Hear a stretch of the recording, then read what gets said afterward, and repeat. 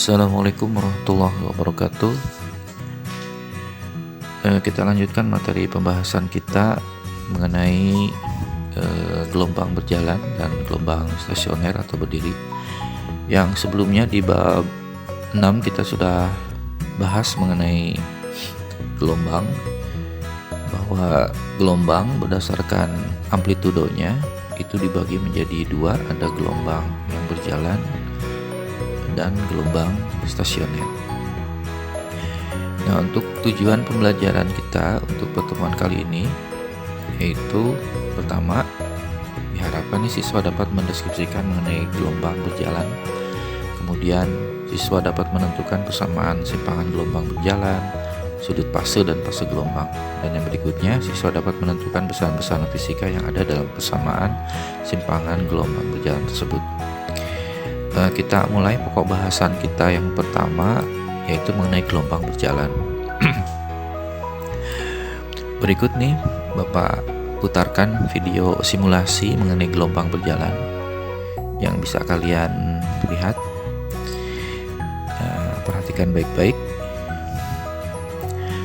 Di sini ada diumpamakan ini adalah tali. Kemudian kita atur.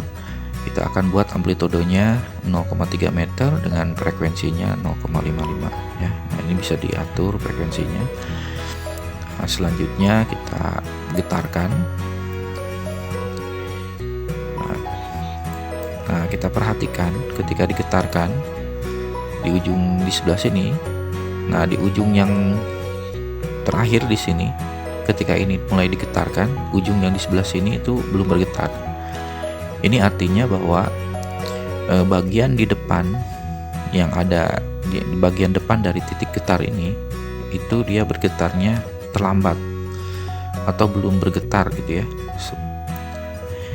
Jadi di bagian depan ini, ingat kata kuncinya, bagian depan ini dia waktunya lebih lambat gitu ya bergetarnya dibandingkan di bagian awal ini, karena di ujung di sini yang mulai digetarkan. Kita lanjutkan lagi ya, kita getarkan. Nah, kita perhatikan baik-baik.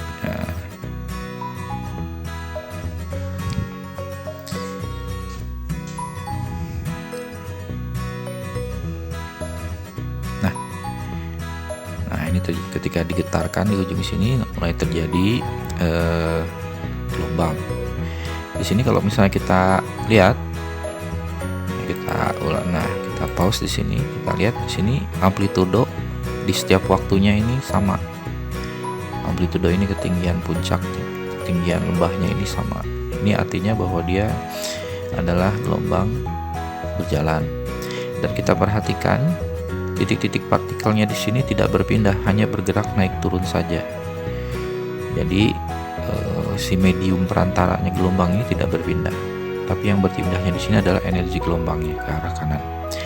Jadi kita dapat simpulkan bahwa gelombang berjalan itu adalah gelombang yang amplitudo dan fasenya sama pada setiap titik yang dilalui oleh gelombang. Nah, contohnya apa aja sih dalam kehidupan sehari-hari nih mengenai gelombang berjalan ini? Salah satunya adalah gelombang pada tali dan gelombang pada air laut. Nah, marilah kita analisis gelombang berjalan ini. Kalau kita gambarkan kembali, ini adalah gelombang berjalannya ya, yang bergerak dengan kecepatan v ke arah kanan. Tadi kan bergerak ke arah kanan dengan kecepatannya v.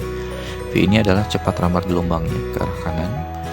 Dan kalau misalnya kita misalkan di sini adalah titik awal O, dan ini adalah suatu titik tertentu, adalah titik P, yang tadi kita ketahui bahwa pada bagian di depan ujungnya ini dia akan bergetarnya lebih lambat gitu ya, lebih lambat tuh atau tertinggal gitu. Nah, jadi itu kuncinya ya, jadi tertinggal di bagian depannya ini. Jadi dan ini adalah jarak dari O ke P.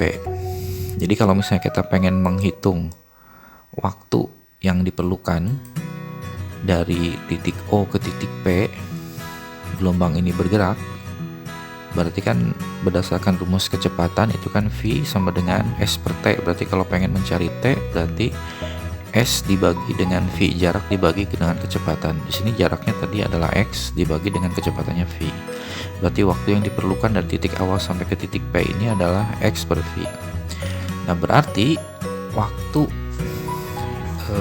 jika gelombang ini telah bergetarnya selama T tertentu, maka di titik P ini telah bergetar berapa lama? Itu tadi ya. Jadi kalau titik yang berada di depan ini dia akan terlambat gitu ya bergetarnya. Berarti kalau terlambat berarti selisihnya.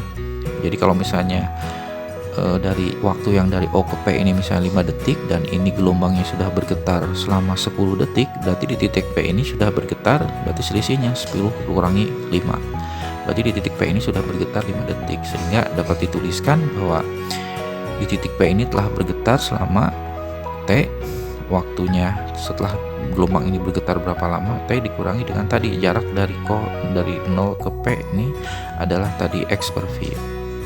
Nah, ini adalah waktu lamanya bergetar di titik P.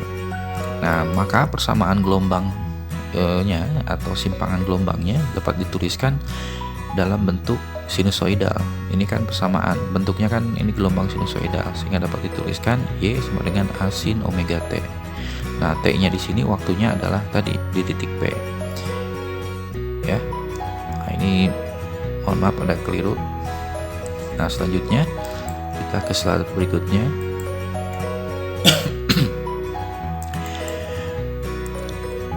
Nah, tadi kita sampai sini. Nah, jadi tadi TP ini adalah waktu